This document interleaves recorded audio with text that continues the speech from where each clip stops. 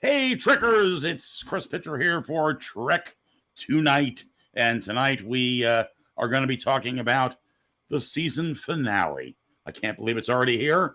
We have special guest Craig Lubin. So rather than hearing me talk, let's just get right to it.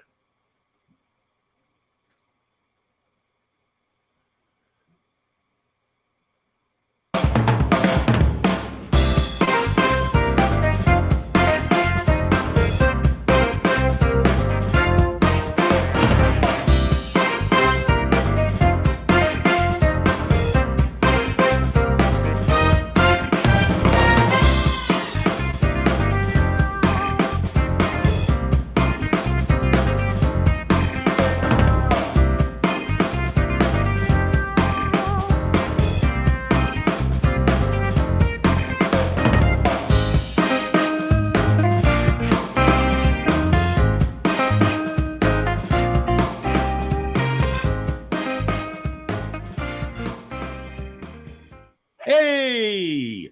Yep, here we are. Changed up the opening a little tonight. So you can let us know in the comments what you thought of the new opening, the new peppy opening. You know, that music from the end.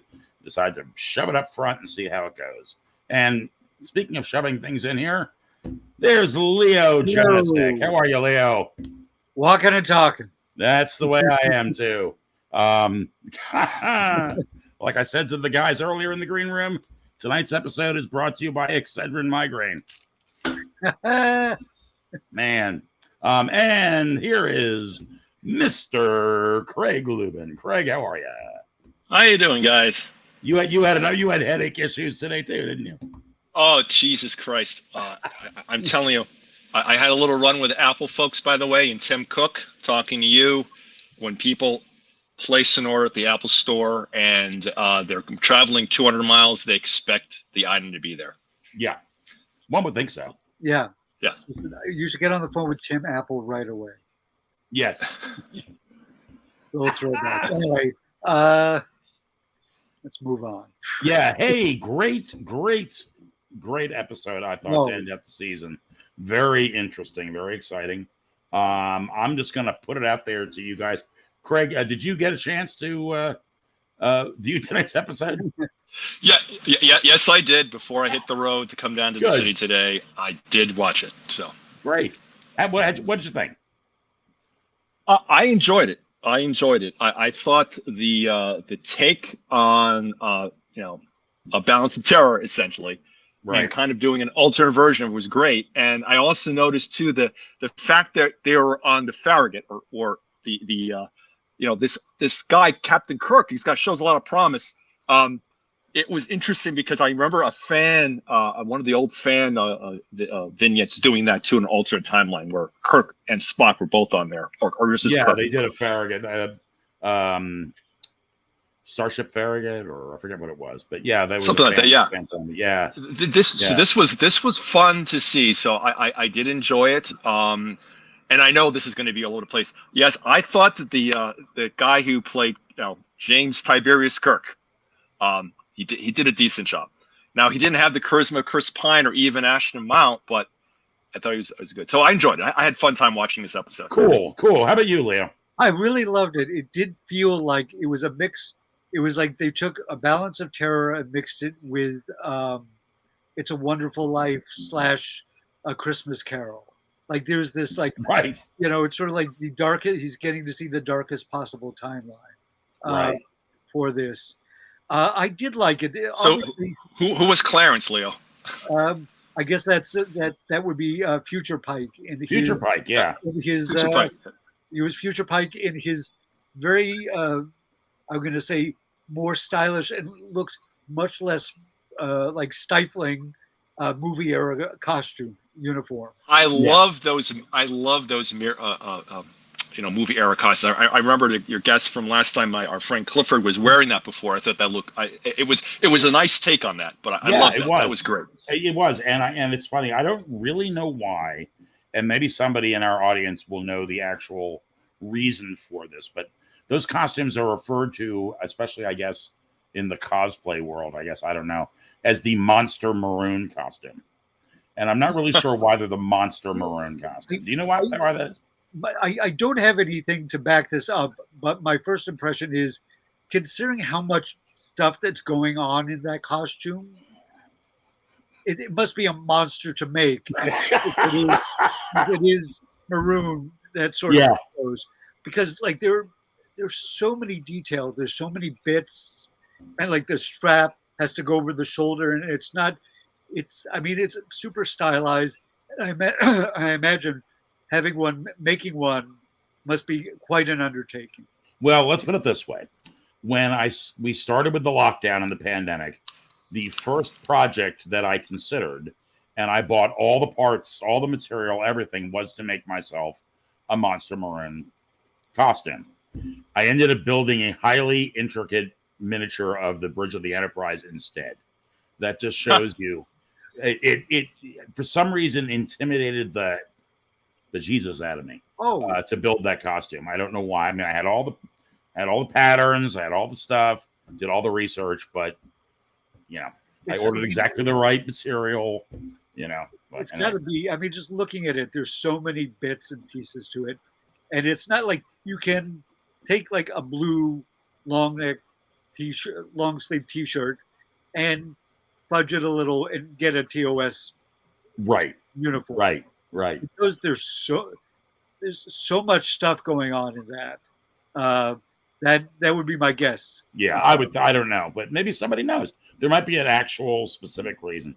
Keith joins us again and says he will get this out of the way. Time travel, ugh. Keith, we all know that Keith is not a time travel fan. No. But that said, he says he enjoyed the episode a lot, which is good. From a I deli owner, that's a rave. Yes, exactly. Yeah. It is time travel, but it seems more. It's not like they were going back to change things or going forward to change. It was about just showing Pike what his actions, the repercussions of his actions. Right. And I really did enjoy it. I liked all the notes and the beats from the original show. Like when they finally see I think we're going to discuss it more as a whole, because I did a lot of the beats, but sometimes I feel like, as I've said, I'm like, he breathes in, then he breathes out. I get a little caught up in the details. But when the Romulans revealed for the first time, and nobody's, as with the original series, nobody's ever seen the Romulans.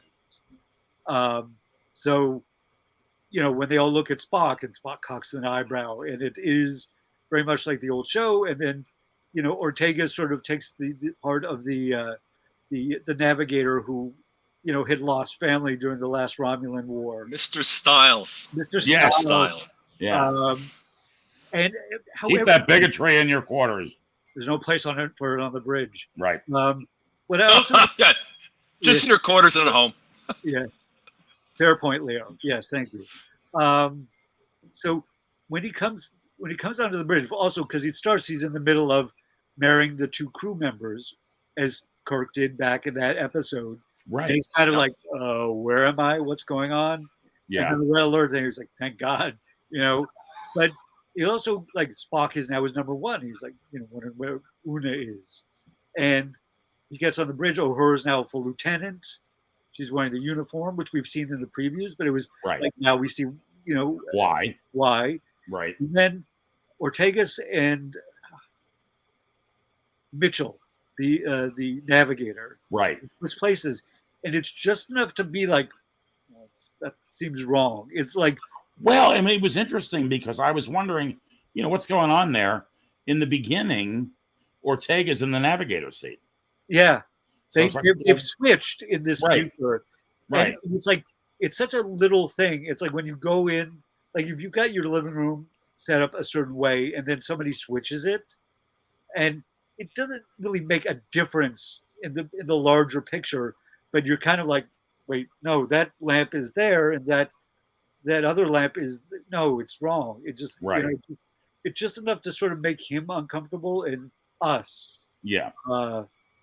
But they are, because it starts out there at outpost number 4 by the Romulan neutral zone. Mm-hmm. And they're talking to the commander. The whole thing that starts off is his son as it turns out, is one of the two cadets who will die in the accident that deforms Pike, and he's kind of like he has this sort of future PTSD going on, and Una's like, "Well, what are you going to do, Captain?"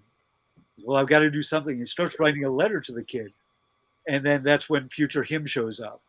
And what's interesting is then he apparently was going to take it. Future Pike, sort of stops him in his tracks, but apparently what he was going to do was write a letter to all of them. Yeah.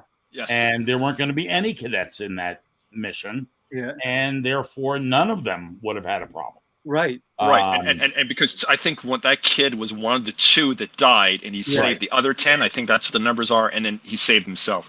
Yeah. So the conclusion is that Pike has to start killing kids now, or? That's. I'm sorry. That's the Pod Kent Man of Steel solution. That is. That's the mirror universe solution. Yeah, that is. That's the Anakin Skywalker take on. Exactly. So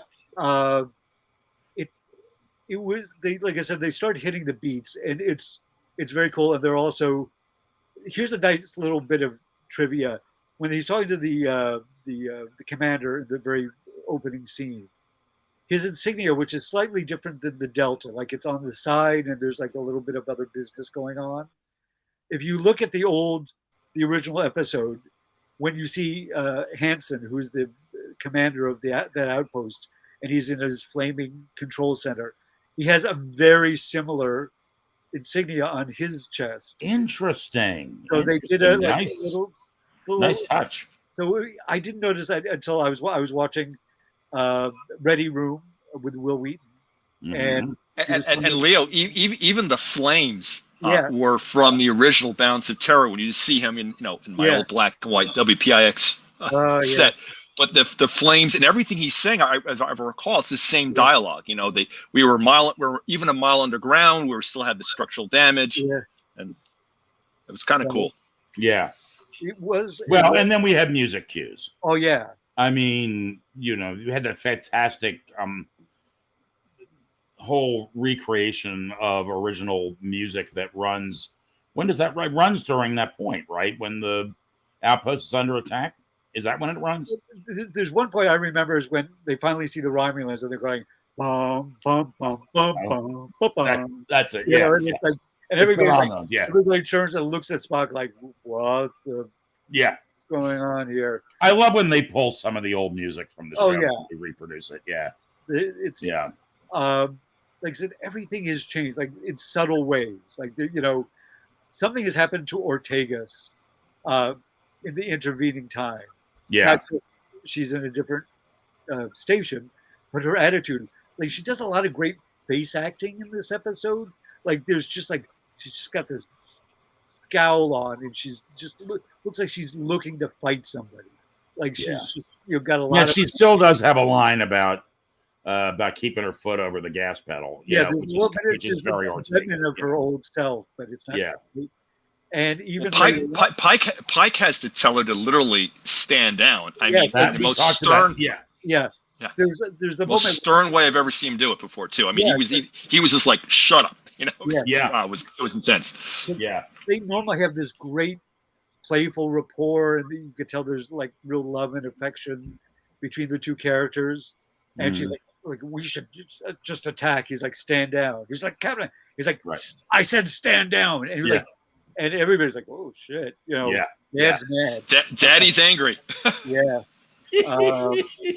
But it's so many great things, and then we get to see the Farragut, who arrives with, as we mentioned, captained by a young James T. Kirk, and the Farragut looks like it may be like a proto, like an early version of the Reliant, right? Star Trek, Wrath of Khan, because it's got the two engines underneath.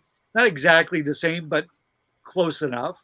Right. Because it's mostly a disc and two. Yeah, I don't know. Have we ever seen the Farragut before? I know we've heard of it. It's been mentioned because Kirk served on the Farragut, although we've never seen it. Right.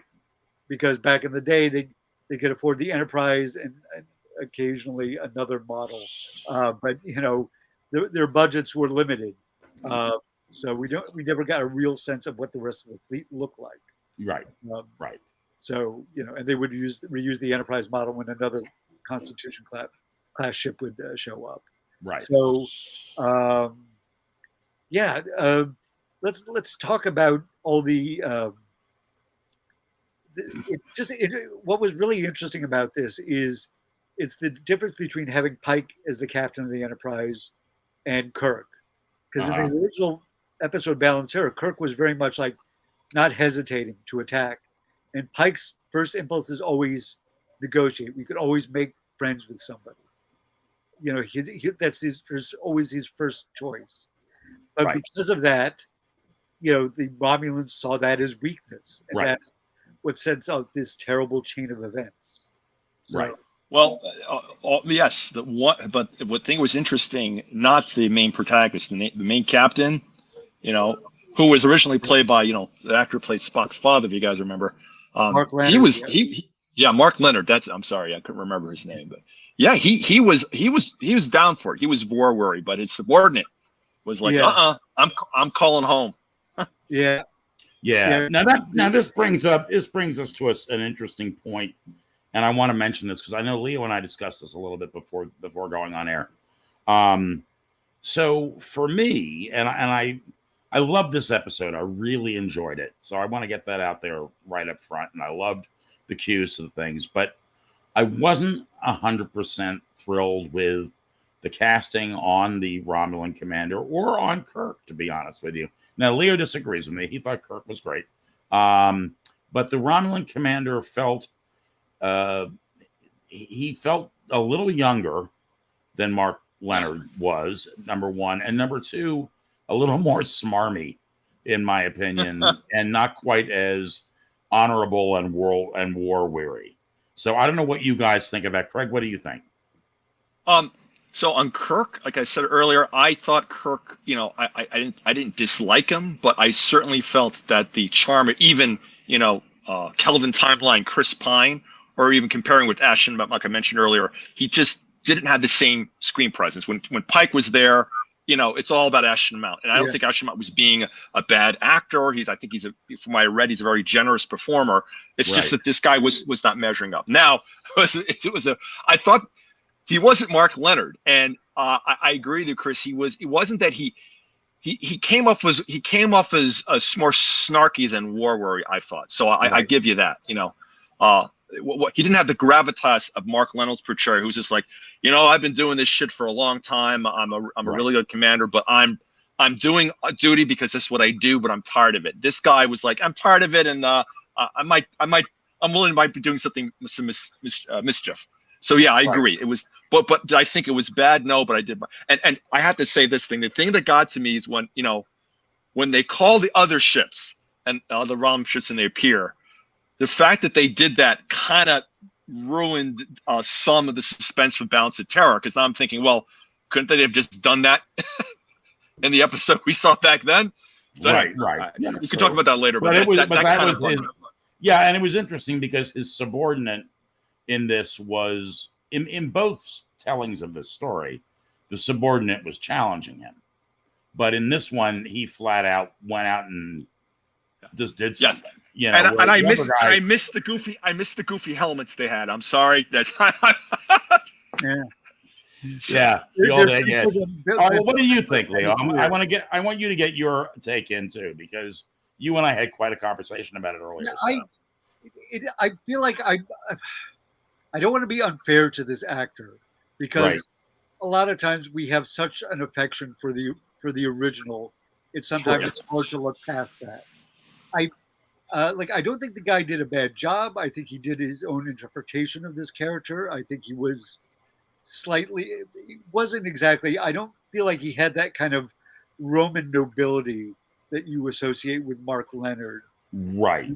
Part of it was maybe the way it was written. He actually got, and again, the original show, that character, I'm not saying he was all surface, but we never got like a real sense of who he was, other than he was this noble figure that, is again another reality. I could call you friend, which we get that exact line at the end.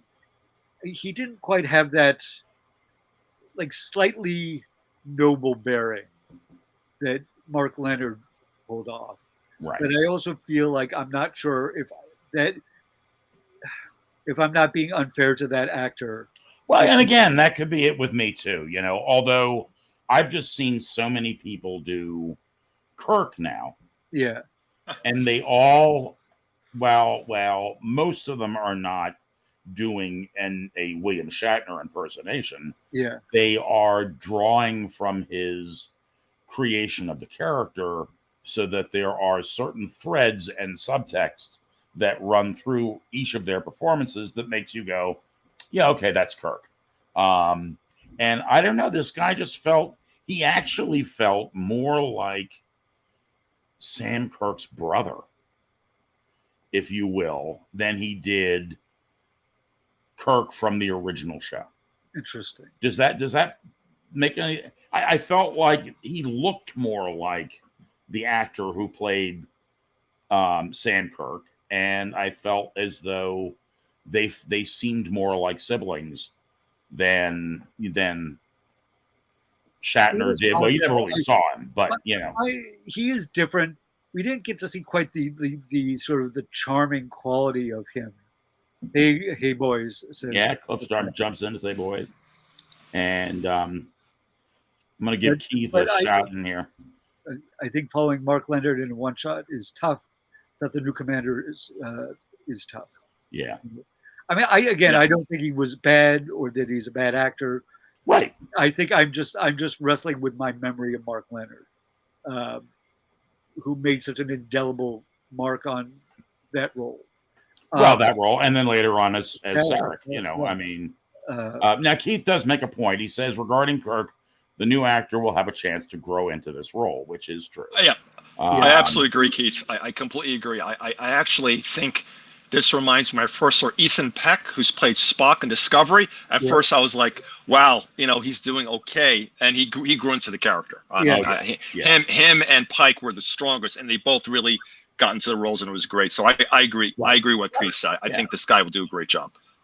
He didn't do a bad job now, but I think he'll do better. I agree. I think you takes a little time to get in a role, and especially it's got to be intimidating to standing on the shoulders of giants, so to speak. Right. But I also, my interpretation, and this is just my headcanon, is this Kirk has had a slightly different life than let's call Prime Kirk. Prime Kirk. So he's a slightly different person. I think we got that kind of, because a lot of people think of Kirk as a cowboy, and he is in some episodes.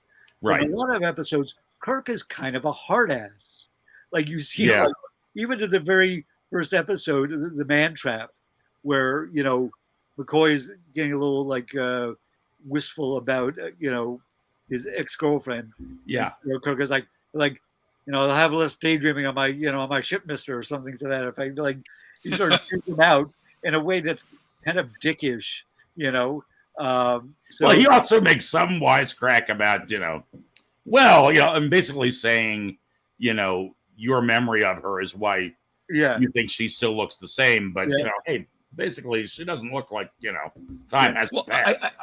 This new Kirk had a lot of aspects like that too. I mean, he goes in and he tells Kirk, hey, Kirk, he tells Pike, hey, I think you're wrong here, and here's why. And he did it in a very professional manner. I thought that was great, And I like Samuel Kirk who's saying, tell me about your brother. He says he breaks the rules, right? Yeah. Right. Or he's a pain in the ass. But he wasn't a cowboy. He's just. I mean, I saw he showed those aspects very well. He was still the Kirk we knew, and I got to admit, I love, some of the things he did. I thought him losing his ship was a little. I won't say contrived, but it was a little convenient. I know they want that to get them together, but I was like, Jesus Christ! Well, and quite frankly, I think Kirk would have kept the Farragut running a lot longer, given maybe given better circumstances. Anyway, no, you're saying Bill Shatner would have kept together. No, that's what you're saying, man. But I agree with you. I actually thought at that moment when the Farragut was getting its ass kicked, that's the major change in time. They're going to kill off Kirk. Yeah. You know, Yeah. and I thought, oh, that's going to be the thing. That's the real problem, but it wasn't. At the climax, I thought Kirk might have died, and that might have also been like another repercussion for Right. Pike's close. But also, let's talk a little bit there when they after the Farragut gets, its ass handed to it by sneak attack by the Romulans. Right. And they're beaming crew over, and we get to see La'an, who is mentioned that the Farragut, that's La'an's ship. Now La'an is now presumably the XO. She's a commander. Right. In the gold tunic. Her hair is long and unbound. She doesn't have that tightly wound quality. She sees Pike and she gives him a huge hug, and he goes, "Oh, you're a hugger now." Right. Yeah. She was definitely not a hugger, like not at all. To him. So it was a great moment. It was like we get to see like an evolution for her, and I have to assume that she will be less tightly wound next season. Let's hope so. And maybe I would like to get a little explanation of what that was all about. So maybe we'll learn that. Maybe that will also go forward in time with the series. Because I'd like to know, why was she all of a sudden so much more relaxed and did you guys notice the way the Enterprise looked in this episode? It looked very much like the one from the original series, but even the Narcissos looked just like the Narcissos from the original series, except streamlined. I don't know if I caught that. I got to look at that because I didn't take a look at that, but yeah. It looks like more like the original series Trek, but with all the new little affectations that we see in the current version of Star Trek. New Voyages. So even the lighting was a little darker. It was like they much like in that episode. And guys, I know, so I'm all over the place too. They also had the weird. Remember that episode, the original episode? They had the weird light around their eyes all the time. They were doing that with Kirk and Spock. I noticed that too. Yeah. Kirk, Spock, and even Ashton Mount's character too. Well, and I didn't get a chance to mention this last week, but to jump back to sort of that point, when they're on the ice planet from the episode last week, and they're wearing the goggles, it made me think of the goggles that they wore in the pilot, the original pilot. Yeah. So they're drawing some neat things from original, Trek, which I think is cool. Because even though, it made sense they're wearing goggles because it's winter. Yeah. But they very much reminded me of those goggles they all had on when they're on Talos 4. So. It's but sorry about that. Yeah. So this is an interesting episode because sort of it goes to one of the things people have loved, myself included, about this iteration of Pike is his compassion. He always leads with compassion. Like he never wants to attack first. He's always like, and he gives a whole speech about how, the idea to Romulans, like showing any compassion is a sign of weakness. But on Earth, for humans in the Federation, it's not. It's just, to look at somebody as a friend and not a foe is a source of strength for us. Right. And that is very much been the thrust of this whole series. However, at this point, it doesn't work. Like it is the wrong play, as it turns out. So it's interesting because it's not a repudiation of his mindset, but it also shows that sometimes you need somebody to be aggressive when you need to. Like you have to read the situation, right? And realize that that this is a point where we cannot negotiate, and that was the thing. Like, debating whether you could negotiate with the Romulans, whether that was even possible. Right. Now, with one exception. Not really. So there was a lot of. I mean, what are your thoughts on that, Craig? I'm sort of rambling on now. I thought they portrayed that portrayal of the Romulans as the these hard asses that don't like negotiation was right on. It fits in with what they did in Star Trek Enterprise. Yeah.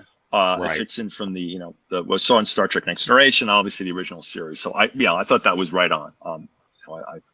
That was cool, and I also was trying to look at it from it. I didn't get a chance to watch Flobo and John's show beforehand like I normally do. But what I like about Flobo, I really mentioned Flobo, is that he to me represents the fan base that hasn't really started out with the original series.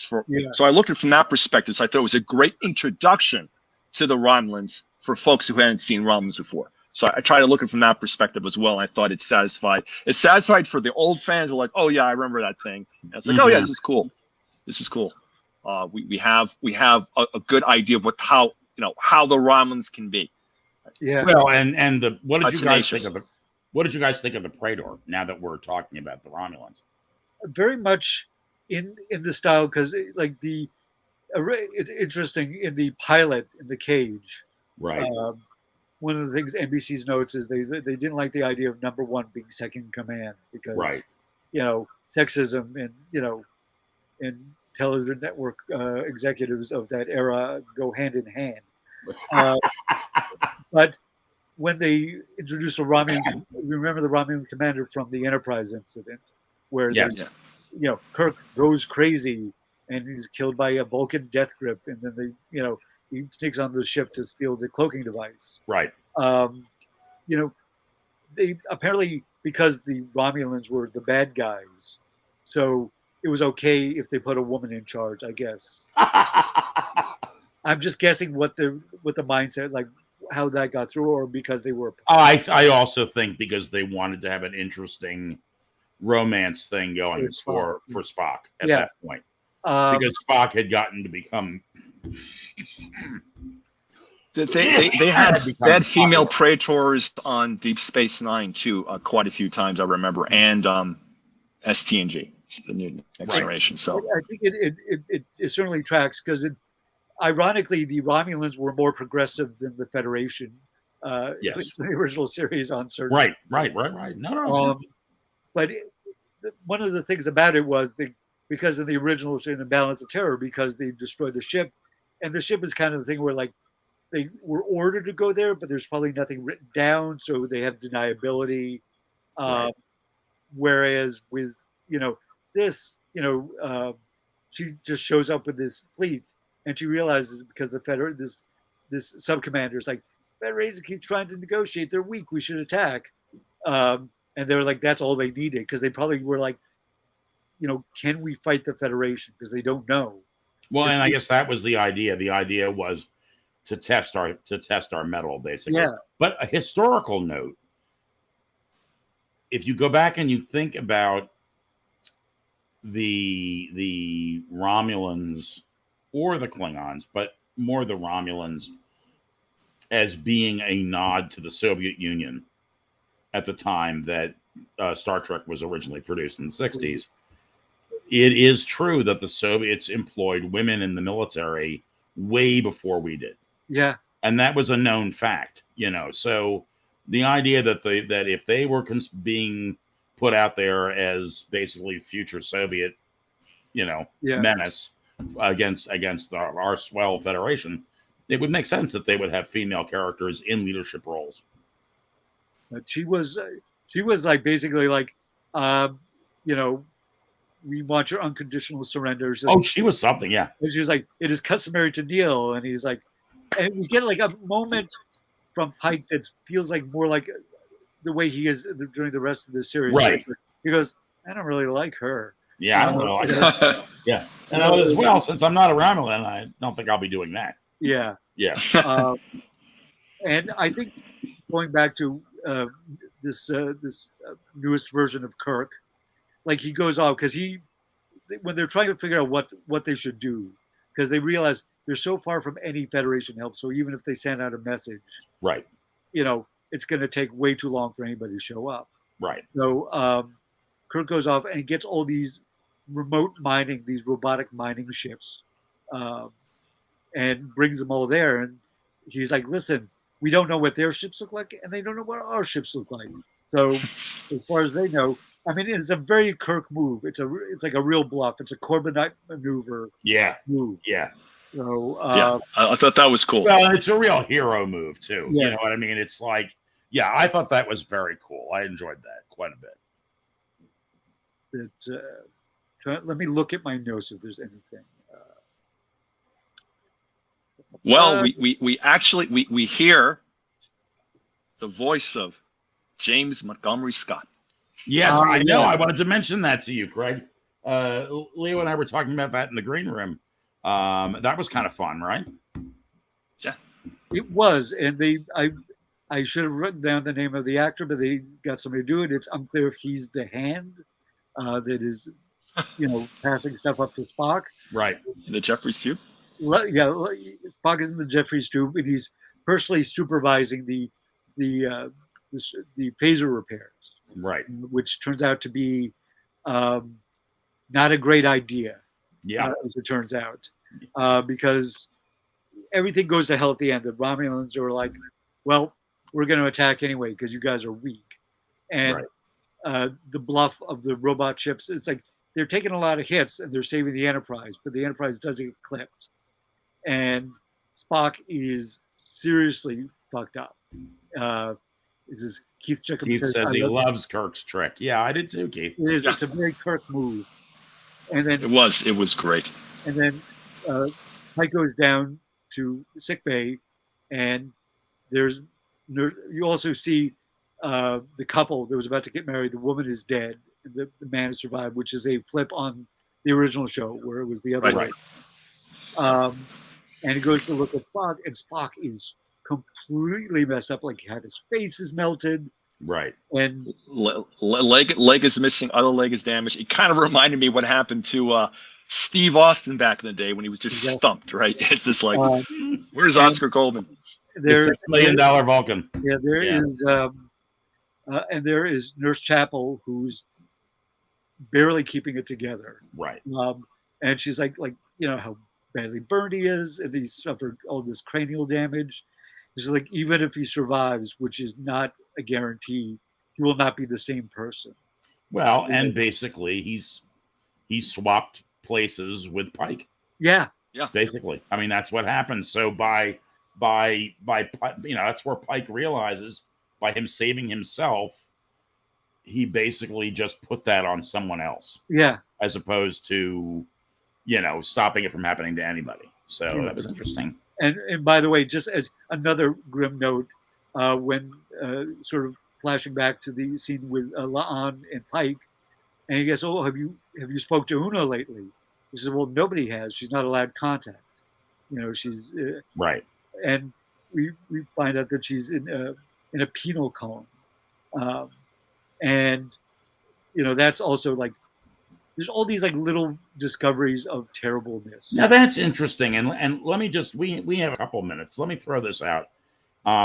That struck me a little bit odd, and the reason it struck me a little bit odd is that I always felt as though the Federation had gotten to the point, much like we've seen with the Vulcans, where you don't really have prisons, you have these rehabilitation centers. Yeah. So it felt a little bit odd that she would be put into some place where nobody could contact her. Did that strike you as odd? It is and it isn't, because I feel like in the old show they dropped penal colony a few times. Mm. And I feel like by the time we get the next generation, they were a little more like, let's give you some therapy. Right. But I mean, you see the one with what's his name? It was far worse than what Una did. Yeah. The episode with what's his name?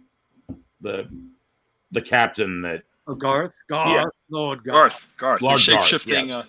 Well, but he was also he was mentally unsafe, and it's funny because one of the weird beats that gets thrown around in that episode is that like mental illness is all but disappeared. There's just a few, there are only a few people left who we can't help. They're put in this psychiatric sort of, prison, right, for lack of a better word. Right. And we torture them too. Yeah, things go badly for Garth. Well, but it is. It's interesting. I feel like 23. It just seems severe for the Federation. It is, but there's a real. I get the impression there's a real, still deep-seated fear about augmentation. Yeah. I guess. Also, she lied, and I'm not saying what she did was, I mean, what she did was technically wrong. She Right. pretended that she was not Illyrian, and then it was discovered, and but there's like this bit of over panic on the Federation side about Look, guys, it's prejudice. I mean, it's interesting because when that similar situation happens in Deep Space Nine, yeah. I think the only reason why the Doctor gets a pass is because they're in the middle of of an intergalactic war with the Dominion, right? Also, and things are dire. Yeah, his father gets sent to. It wasn't a penal colony, but it was like a rehabilitation center. Yeah. Rehabilitation centers. So yeah, which I know sounds terrible when I'm saying it out loud, but yeah, it's tough because I mean, what do? You've got somebody who has been augmented, even though it's against the law. Right. But it is the 23rd century to me is always they're not quite the utopia yet. They're like on their way. Yeah. Things are better than they are now. Right. But it's still a work in progress. Right. Whereas 21st No, I agree with you there. Is very like. Well, it's not perfect. I mean, that was the whole thing about about Deep Space Nine pointed out is you have this utopia, but they did a couple of nasty things to preserve the utopia, and that was the whole theme behind them that show, especially towards the last. Well, one of the themes behind the end. Yeah. So I think and like I don't have to jump ahead, but what happens to Una at the end of this episode is wow. I mean, that was just like. Yeah, well, and the thing that struck me about that is when she comes to Pike early in the season and she, tells him about this. It was the first episode, second episode. Second episode. Yeah. But you really get the impression that he's like, I'm going to go to bat for you. Don't worry about it. Yeah. I don't care. And you really get the impression Pike's, likable enough in Starfleet that he'll really be able to help her out. Well, apparently not, or at least apparently not yet, because in this reality that he's seeing of the future, clearly he wasn't able to help her. Yes. Yeah. And now we know it's going to be part of season 2 because they come and haul her butt away at the end of this one. Yeah. So now that Pike has realized, like, as future Pike tells him, is like every time you try to save these kids, Spock always dies at some point. And he also says Spock has a lot of really important stuff to do, and if he's not there to do it, things get really, really bad. Right. He's also been sent there by the Klingon monks. Borath, I believe, is the name of the planet with the time. I think so. Yeah. And right. he says, I convinced them. He says at the beginning. I love that bit. He says, I convinced them to let me come and talk to you. He said, well, what was the other alternative? He says, well, Klingons, there's nothing they can't. They don't think they can solve with a batleth. I guess clearly they figured they needed to go like attack Pike. Yeah, they were going to pull a Terminator. Yeah, exactly. Right. Right. But then he finally, like, after everything's gone to hell, and he talks to his future self, and he's like, "Listen, I know it's terrible, but everybody thinks they're important, but Spock is more." He doesn't come out and say Spock's more important than us, but that's very clearly the message. And somebody's at the door, and then future Pike disappears, and it's Pike, and it's Kirk. So he and Kirk have a little talk, and even Kirk says, "Listen, you tried to do the right thing, So like I respect that." Yeah. He's like, "Yeah, but it failed."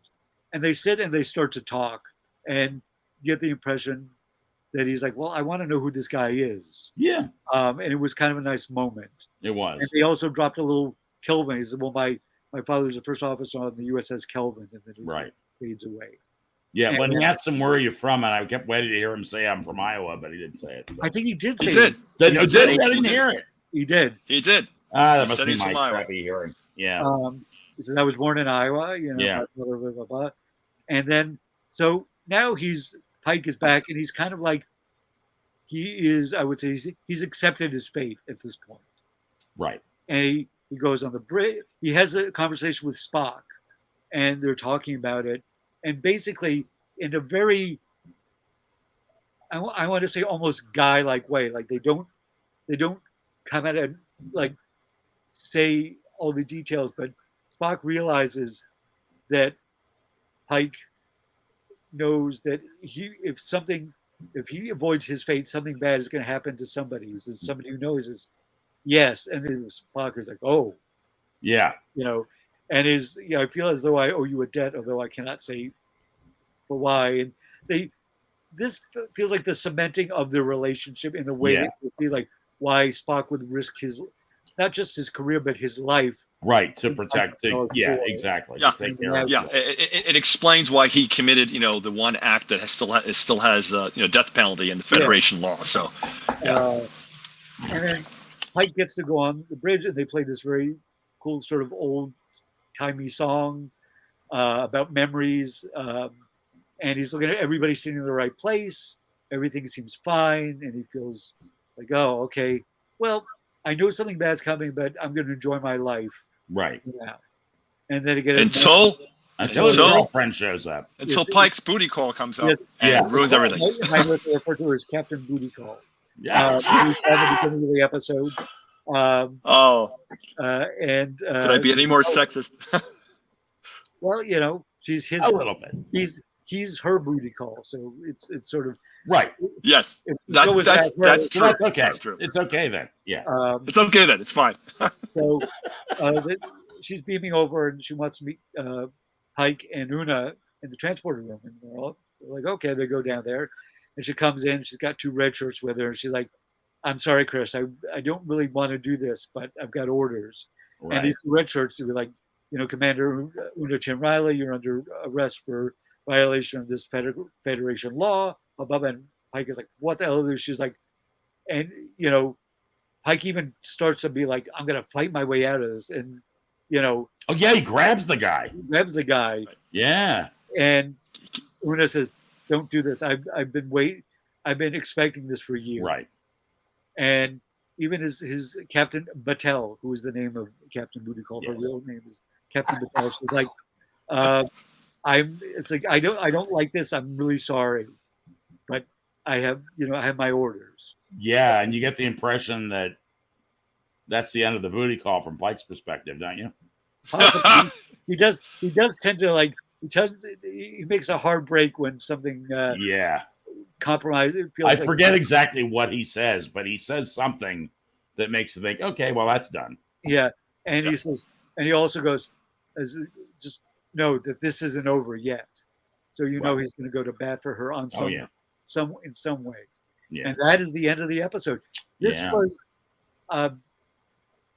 a terrific finale because I thought so. There was a wonderful callback to an old show, but they didn't. While they hit a lot of the same beats, it's a very different story. Yeah, and I hope we don't get a lot of people because I've noticed that those who are negative about Strange New Worlds come at it saying, "Oh, these are some of the same stories. It's very similar to the blah blah blah blah blah."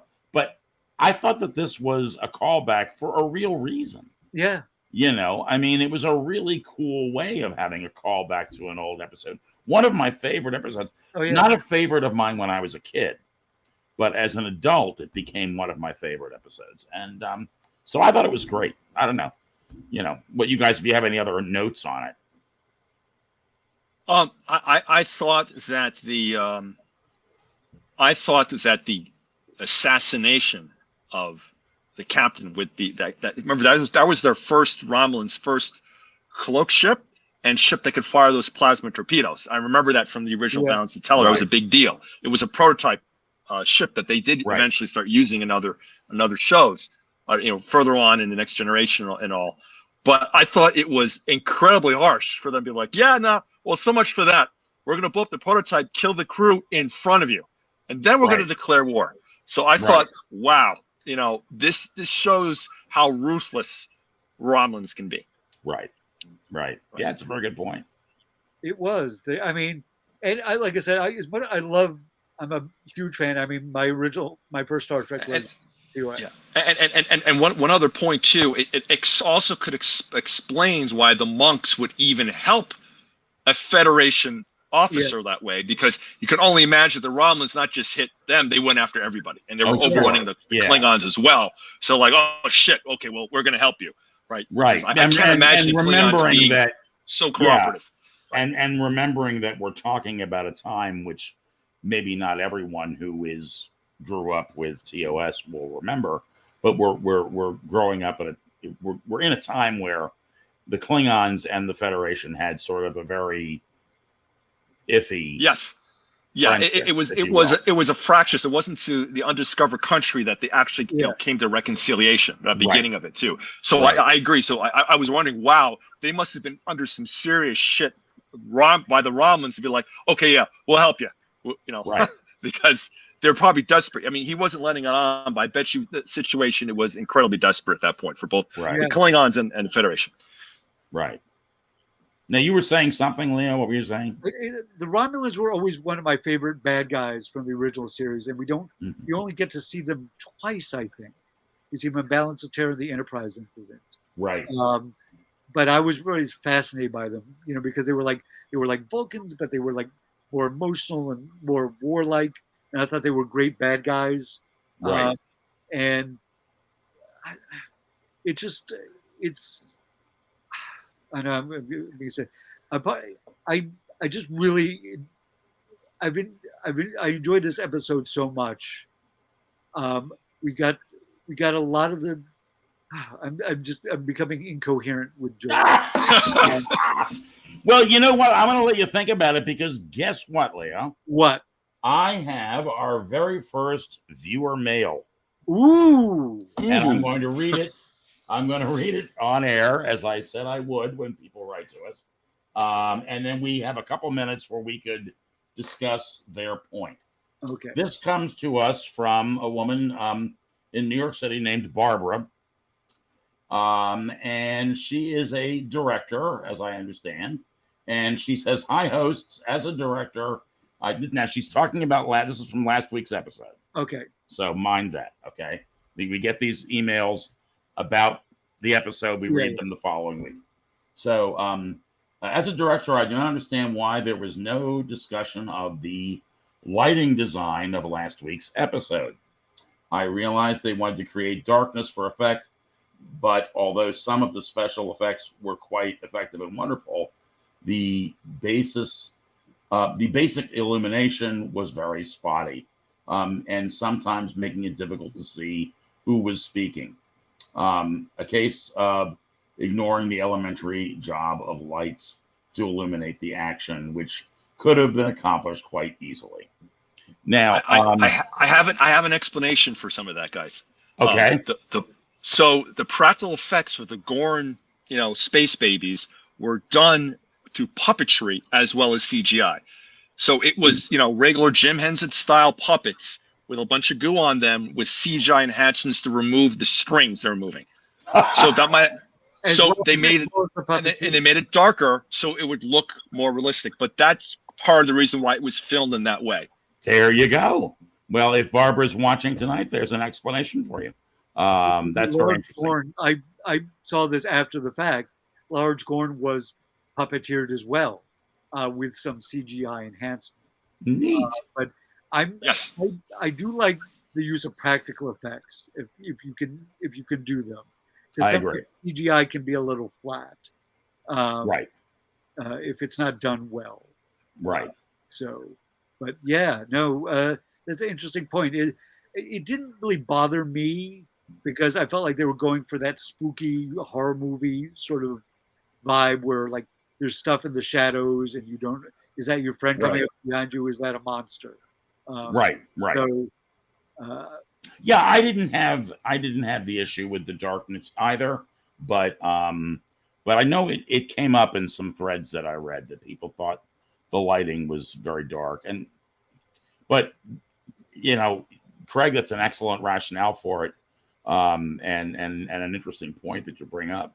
If you were trying to conceal some of that, you might make it go darker. Yeah. Well, thank you, Barbara, for your email. And we look forward to hearing from you again. Yeah. We will read our emails. that come to us at Trek Tonight 2022 at gmail.com. Yes, please send us questions or praise. Send us your emails and comments, or you can write to us through the Facebook page, or in comments on the YouTube site, and we will read those as well.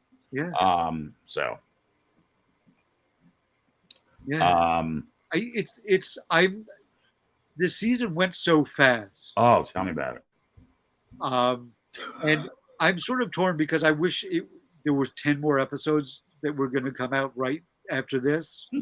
But I also feel like I'd rather have 10 really good episodes, which I feel like there's like, you can like one, like I might like one episode more than another, but there wasn't one that I was like, ugh, never gonna like. Sometimes you watch a show, you'd be like, well, I guess I won't watch that one in reruns. For me, there wasn't really a dog in the bunch. I mean, no, we had maybe one that wasn't my ultimate favorite, but I enjoyed every one of them that I saw. Yeah, I agree. A year. I know there was no Picard like constructs. Sorry, Picard. So the last season of Picard. I mean, I love Patrick Stewart and I love all the actors on that show. Right. Yes. It was a bit of a mess because there were so many spinning plates, and I'm like, wait, what? Why are they here? Right. Sometimes and I'm still not entirely sure what the whole point of it was, other than for Q to be like, I love you, man. Right. It did feel like he could have. The whole thing felt very engineered. Right. But we did have loads of fun with John Weber and Joe Townsend talking about it every week. Absolutely. On Starbase 80. So that was a lot of fun. That was the best part. No, it started out very strong, and then it got kind of wonky in the middle, and then they wrapped it up at the end, and it was okay. But it got wrapped up very quickly at the end. If it wasn't for Picard, I wouldn't be watching. I would have watched the show. Fair enough. Fair enough. Yeah. It's not my favorite of the more recent Star Treks. I would have to put Strange New Worlds at the top. Right. And at a close second, perhaps. Oh, I feel like I can't really rank because they're so different. I love Lower Decks, which should be coming out sometime soon. We will be covering that when it comes out. And that is a fabulous segue, Leo, because we are going to do one more episode focused on Strange New Worlds next week, which will be a season 1 wrap-up episode. We're going to have many of your favorites who were guests and our favorites come back as a panel. We're going to talk about the season as a whole. And then following that, hopefully we will be doing a second series on Lower Decks. It's just Paramount hasn't announced their drop date for that yet. So we're waiting to hear when Lower Decks. What season is that? 4? B3. Oh, it's 3. Okay. Season 3 of Lower Decks, when that's going to drop. But I got one last opinion on this episode and the episodes in general. I'm hoping. So I liked the lean in on the old material from the original show, but I'm hoping that happens less next season. Right. We got nice callbacks. It's great. The Easter eggs are great. But I'm now looking for more original, less. Remember that thing type of stuff. It was okay. I would like less now. It makes me think, Craig, and your point is well taken, that there was so much moaning and groaning about how people wanted to go back and see their old Trek, and sort of like Paramount said, "Well, here you go." Yeah. Be careful. You're going to see your old Trek again. People, you can't make everybody happy because everybody's like, I don't know, the Gorn, and they start arguing about canon and so on. But the point is, like, they made the Gorn genuinely scary, as bad guys. But people were like, why don't you give us something new? And I've got one word to repudiate that: Zindi. who give the Zindi are nobody's favorite aliens. Right. Nobody is like, I never see anybody cosplaying as a Zindi. Um, Which one? well, I know that, but the point is like the Zindi were like a solid science fiction idea. It's like one planet that has different intelligent aliens, but they all consider themselves Zindi. You know, that's kind of a cool idea, but nobody was like, "Wow, the Zindi! I really want to delve into Zindi culture." Yeah. Nobody, like until I bring up the word Zindi, I'm sure you're like, "Oh, right, yeah, those guys." You know, they're nobody's favorite aliens. Yeah. Well, and let's get into the. Oh, now the name went right out of my head. The bad guys from Voyager. Oh, Kazon, the Kazon, yeah. The hydroxy to the Klingons Oreos.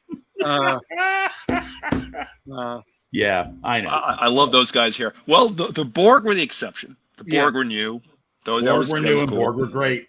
And they've done wonderful things with the Borg. And I got to say, what happened with the Borg in Picard, I thought was very cool. Yeah. So season 2, I thought they did a nice job with the Borg storyline. So that was cool. And I watched Scott Pilgrim again the other night. Oh, okay. Yeah. What does that have to do with it? Oh, Pill. What's her name? Pill. Well, Alison Pill. Okay. Alison Pill. Yeah.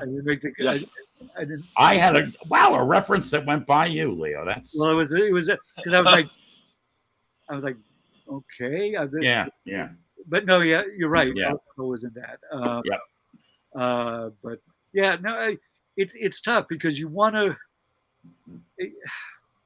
People complain when you do something new. They're like, "Well, why do they give me this new thing? It sucks." And then, or you bring back the old thing, you're like, "Well, we've already seen that. I want to see something new." Like, just pick a lane. Pick a lane, weirdo. I want to see the Gorn in their original rubber suits. Yeah, right. Yeah.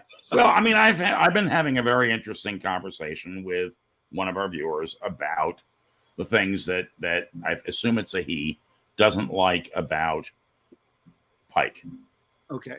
And I think it's a difference of perspective and opinion.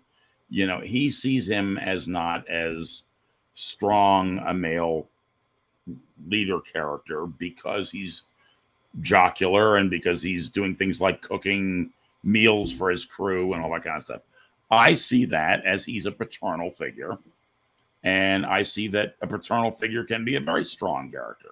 Yeah. So, you know, I mean, but it's all your perspective. It's how you look at it. The speech he gives to the Romulans about how we see is like, you know, showing compassion is not weakness. Right. It is strength to see somebody as a potential friend or an ally versus as an enemy. And I agree with that, but I think there is, you know, if I use the term toxic masculinity, the idea of like the tough guy who takes no guff. It's Keith Jacobson says, for the record, I'm not complaining about this show. Thank you, Paramount Plus. Mm-hmm. And I would agree with that. I would agree. Yes, agreed. So nope. That steak tartare should be made from the bones of his or the organic materials of his enemies. Right? Yeah. There you go. I do think lovingly prepared. Lovingly, exactly. But I do feel like Pike is he's a strong male figure, but he's a different kind of male figure. Yes. He does kind of have a dad energy, you know? And I'm going to do that pasta mama thing with leftover pasta when I make spaghetti. That's a real thing. I know it is. It sounds. I know. That sounded great. Sounded great. Yeah. I was like, I quickly was writing down the recipe like a big nerd that I am. But yeah, I like the fact that Pike cooks. I love that little bit of business, and I do too. And it makes him feel like he cares about his crew, and I also don't think caring about things is a weakness. I don't either. I feel it was a strong choice for the writers, and you know I think Anson Mount does a great job. I think you have to consider the fact that the Enterprise is not a military warship. No, they're not. They're explorers. It's right. It's a space exploration ship. Yes. So therefore, you don't have to have a hard-ass military man running that ship. Right. I think that where people may have gone in that direction is there was a while where Star Trek did a lot of stuff that involved combat. Yeah. A lot of, when you look at Deep Space Nine and so on and so forth, there's a lot of stuff. There was a lot of combat thrown around. Not exactly where Star Trek started. No. In my opinion, so cool. Yes. Fun to watch. Yes. But not, where it really began. So, hey, do you guys have anything? We've gone 6 minutes over, which is fine. But do you guys have anything? Craig, you got anything you want to plug, my friend? Oh, not really. Plug away. There was stuff that's going on, but I really can't mention it right now. Maybe next time. Gotcha. So, but thank you. That's great. Leo, I saw the thing about the 60. Yeah. Somebody recorded on their phone the G60 festival in Leeds. The quality is not great. Just because it looked like there was a camera there. I thought somebody else was recording it. Somebody recorded on their phone, so I don't know what happened. Right. It was supposed to be on YouTube, and I keep checking on YouTube to see if it's because they have the previous year's G60 from New York. They have the whole show, and they have each individual thing. Right. And if you want to go on GI60 on Facebook, you can find the video. The sound quality is a little wonky, and the camera is sort of more on the side of the stage than like in dead center. Mm-hmm. So, buyer beware. Right. Exactly. Yeah. Of course, it's free to watch, but right. I'm hoping that they will. Maybe somebody has to edit the actual filming of it. It could be. And this camera thing wasn't just done as a, somebody did it as a lark. I don't know. Yeah. They don't tell me these things. But it is available if you want to watch it. And I wish I had the time signature because I was a little. I'm going to say I was disappointed, but I was hoping for a better sound and picture quality. Mm-hmm. Mm-hmm. So I was a little reluctant to promote it. Right. Which is not to say that it isn't a great program. But since they did a nice job with last year's, they may yet be putting something out. When they do, I will put it up on the page.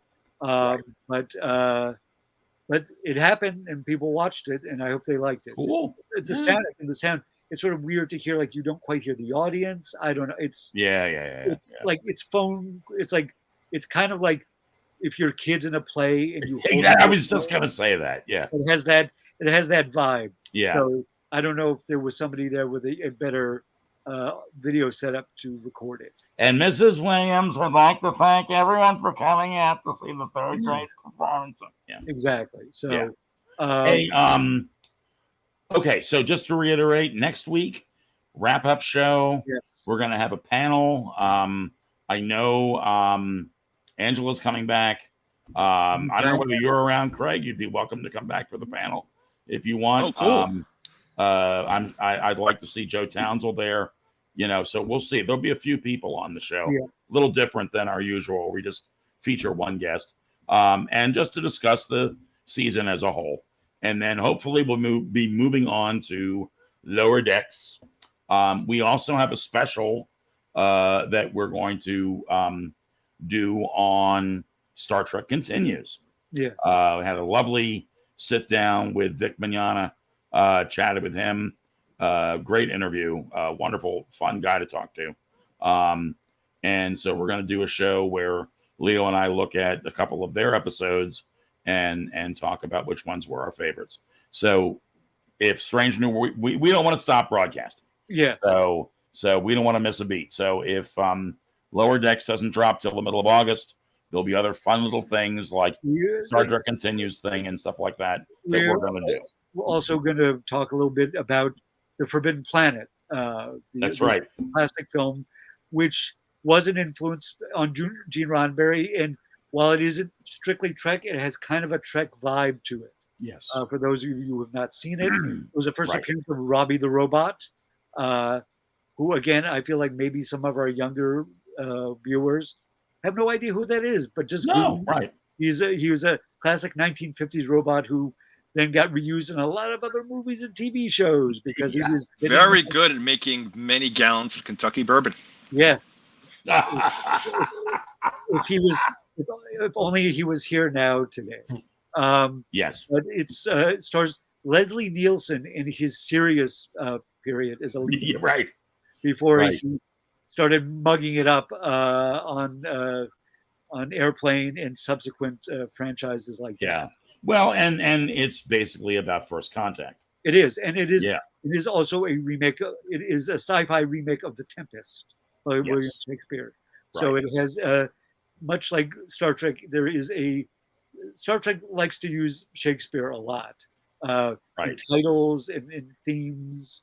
So it tracks, and we're going to watch that movie and discuss. Well, it's better in the original Klingon. That's why. Exactly. Well, what isn't? As we know, as we've been told. So is Joni Loves Chachi. Yeah. All right, gents. I'm going to sign us out of here. Craig, thank you so much for coming. Thank you. Yes. No problem. It was a pleasure, guys. Yeah, I always enjoy seeing you, and I'll see you up in New England at some point coming up because we will be. I'll be dropping by to visit you guys at the end of July, I think. Yeah, we'll be up at the. We'll leave a couple of days soon, and and we are talking. I don't know whether we'll be able to do it or not. Maybe make a little special out of it, but we'll at least have some pictures of going up to see the Star Trek set tour in Ticonderoga, New York. Yeah, we're talking about going up and visiting those guys. I don't know whether we'll make an episode out of it, but we might have some pictures at least we can post on the website. So, all right, gents, I'm gonna roll us out of here. Let's see. Do I need to do? Thank you so much for joining us for the last episode of this season, official episode. And we will see you next week for our wrap-up show. Everybody have a great weekend. Hey, guys. Yay!